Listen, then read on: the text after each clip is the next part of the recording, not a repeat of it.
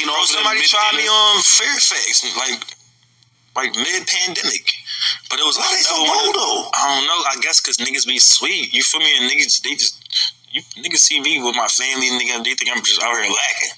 You know what I'm saying? So it would be one of those type of situations. So where like niggas, I hear that just walking up to niggas in like broad daylight, like, yo, give me your chain. Like, I'm like, yo, niggas try me on something. It be like every time they try to take your jewelry or some shit. I don't know, but it be like I be on shit, and I'm not where I'm from.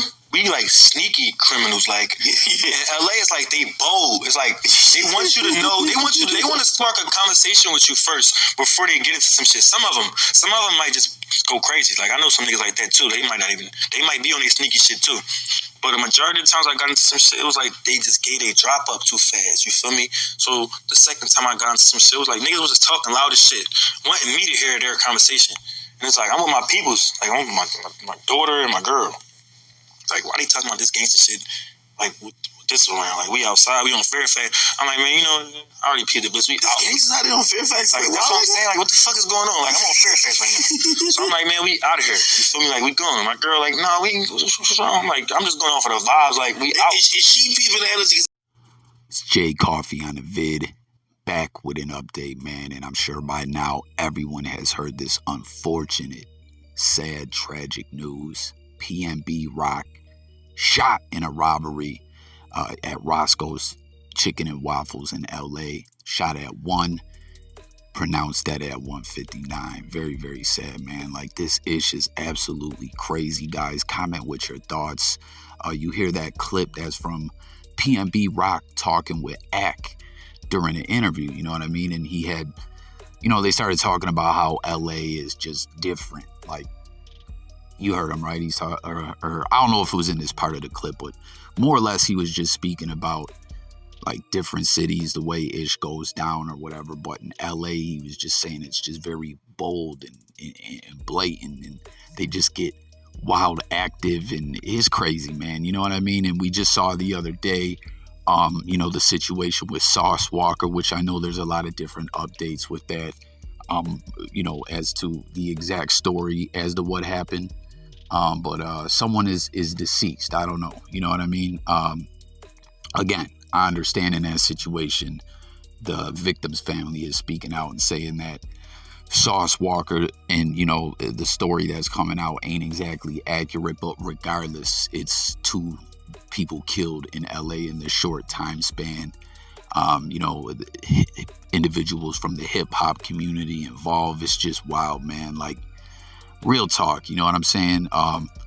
Y'all know what Jay Coffee talk. I always let you guys know I'm a square, I'm a nerd, I'm a fan of hip hop and, you know, different types of content and stuff like that I like to tap in with y'all on. But it's like no one ever wants to see people being killed, losing their lives. Like, this is just terrible, man. Like, let me know what you guys think about this. But also in that clip, you hear PNB Rock talking about how when individuals were pressing him, you know what I mean? Like, more or less, it seemed like he was conveying that he always gets tried. Comment if, you know, you can relate to that. Like, if you're the type of individual that all your life motherfuckers is trying you. Like, I don't know, you don't look intimidating or whatever the case may be. You always were catching that kind of attention. You know what I'm saying?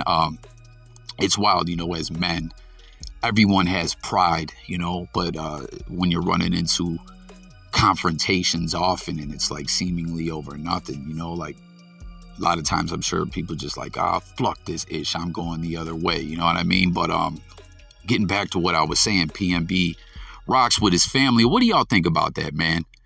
If someone's with their family, should there always be a pass? Now, in this situation, it's just people trying them. But I'm talking about in situations where someone has a legitimate issue with someone. If they're with their family, should they always get a pass? I believe so. But let me know what you think about it. Anyways, he's talking about that being with his family, and reportedly in this situation, you know, as someone came in there, robbed him or attempted to rob him. You know, word is reportedly that they shot him, fled the restaurant, hopped into a getaway vehicle. I don't know if they ended up taking the jewelry or not. Doesn't really matter, you know. And obviously, guys, there's video surveillance in this establishment. So I don't know if the person was masked up or what, but I don't know. Stay tuned for updates on that. I'm sure the police probably going to figure out who this individual is sooner than later. That's just my guess. I don't know.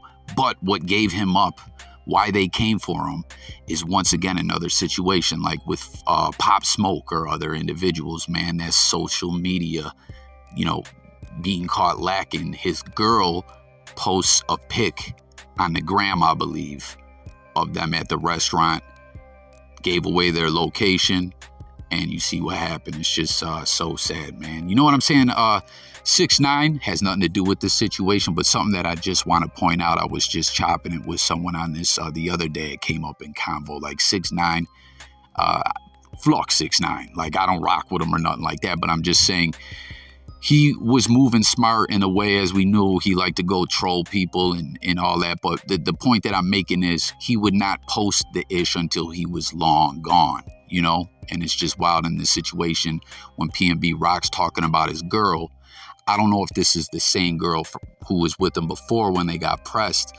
But, her posting that photo and giving up that location. Like, what do y'all think, man? Is this something she should have been aware of?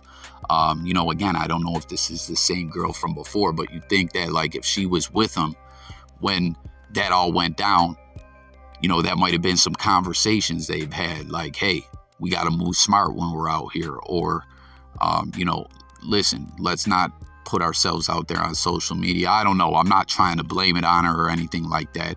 Just us, just a thought. Y'all let me know what you guys think about it. But real talk, man. Rest in peace, PNB Rock. Comment and let me know if y'all flucked with his music, what you thought about him as an artist. Like, of course, I done heard PNB Rock music. I'm just saying I never delved into his catalog that deep, but I'm just curious to know what all y'all think about his music. And if you do, share your favorite tracks, pin some link, or, drop some links. I want to go, check out some of his music. I want to know what y'all think is the dopest. But also just share your thoughts of the artist, his career, or memories, favorite moments that he had or whatever, man. Tap in, comment, let me know. Again, RIP PNB Rock. Stay tuned for updates, y'all. Moving along into some other news, something I wanted to cover real quick here. Lil Durk, right? This guy's always in the news, one of the biggest artists in the rap game. You know what I'm saying? What do they call him? The Jay-Z of Chicago. Do y'all agree with that statement? Is he the Hove of the Shy? Apparently, seems like he has some ish going on with wifey. I don't know if they ever actually tied the knot, but y'all remember that footage, right? Where he was down on bended knee on stage in front of the whole world, proposing to India Royale. He wanted to marry her, spend the rest of his life with her. Well, it's being noted that she has unfollowed him on social media and says she's a free agent. What do y'all think about that, man? That's crazy. And you see a troll getting active right underneath her tweet, like on some whole other ish, man. And the internet is undefeated, right? You can never win versus these trolls. Like, that's some old nasty ish to be putting on there. Y'all motherfuckers crazy with that ish. But seems India Royale and Durk, it may be Splitsville. Let me know what y'all think about that as well. All right, and then to end things out, man, the final story I want to touch on this one, Westsidegunn, Griselda. What up to all the fellow Griselda fans? They always seem to find the videos that I do on Griselda. Like, y'all know I fluck with them heavy. Put Buffalo on the map in the rap game, right? And I did a video on my other channel the other day, showing Westsidegunn going down on AEW, coming out with Daniel Garcia. He had a title match for this Ring of Honor belt, the Pure Championship or whatever. He ended up winning it, right? But he's a fellow Buffalonian, a fellow 716er. So Westsidegunn came out, you know what I'm saying, rocking the throwback Lynch jersey, a Bills Lynch jersey. Again, people always seem to forget Marshawn Beast Mode started out in the NFL in a rough buff, right? But they came out, he performed and he said, yo, go, because they were in Buffalo, you know what I'm saying? And Garcia's from Buffalo as well. It was a very momentous occasion. It was real dope. And he ended up winning the strap. Gunn told him, win this for Buffalo, bring it home. And since then, man, Westsidegunn has reacted by saying he's a stoner, right? He's a pothead. He loves to get high, but this is like a day after that, right? He had never been this high in his life.